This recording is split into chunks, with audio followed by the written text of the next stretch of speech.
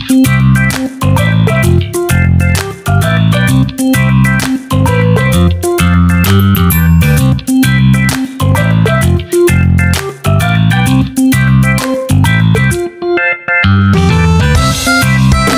welcome back to my channel Kambosdar, at kung di pa kayo nakaka-subscribe at kung bago ka pa lang sa aking channel, please like and share, hit notification bell para sa update sa susunod kong video. Death Benefit SSS, magkano ang lump sum SSS death benefit at sino ang maaaring mag-claim nito? Mangyaring isaalang-alang ang pagbabasa ng post na ito para makuha ang lahat ng updated at kasalukuyang impormasyon sa Death Benefit SSS, magkano ang lump sum SSS death benefit at sino ang maaaring mag-claim nito? Death Benefit. Pag-unawa sa Death Benefit SSS Death Benefit, pangkalahatang ideya ng SSS. Magkano ang lump sum SSS Death Benefit? Sino ang maaaring mag-claim?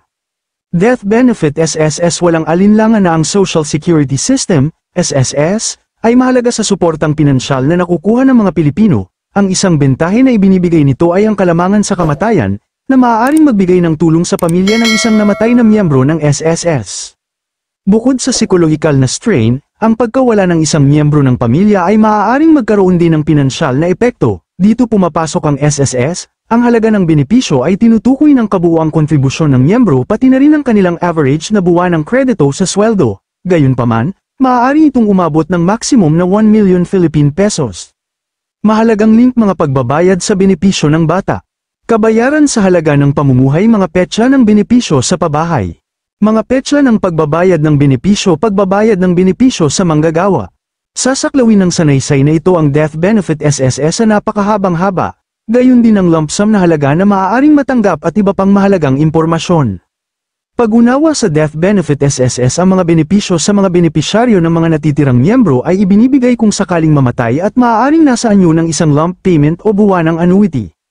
Para sa kadahilanang ito, kung sakaling mamatay ang isang retiradong pensyonado, ang pensyon ng mga dependent ay igagawad sa kanila at ang mga pangunahing benepisyaryo ay makakakuha ng 100% ng buwanang kita.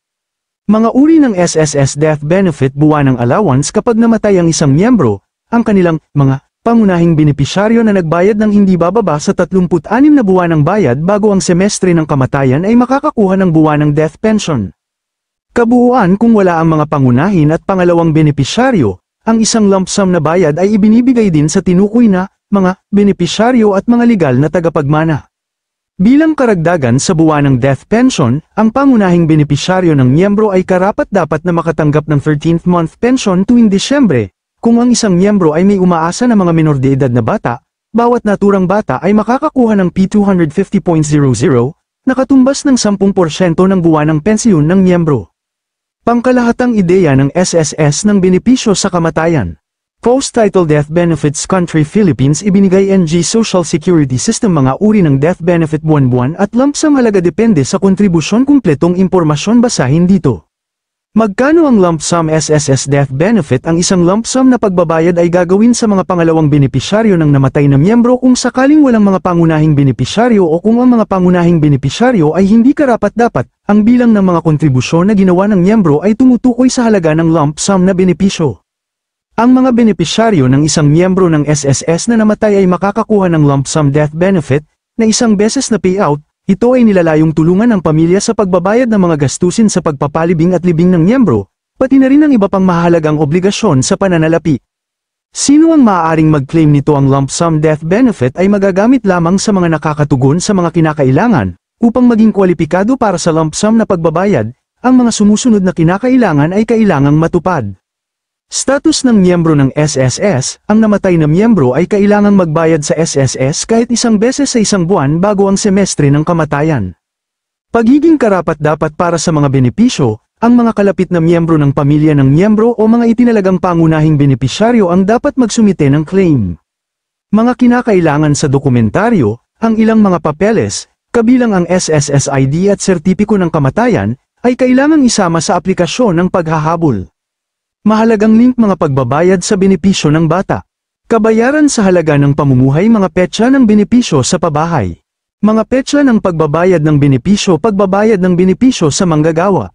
Ang mga pamilyang nagdadalamhati sa pagkamatay ng isang mahal sa buhay ay nakatagpo ng pananalapi na aliw sa lump sum death benefit. Maaaring makuha ng mga pamilya ang kritikal na tulong pinansyal na kailangan nila sa panahon ng pagsubok sa pamamagitan ng pagiging kamalayan sa pamamaraan at maagap sa pagsusumite. At muli, please subscribe my channel Cambosdar, like and share, hit notification bell for my new video update. Thank you.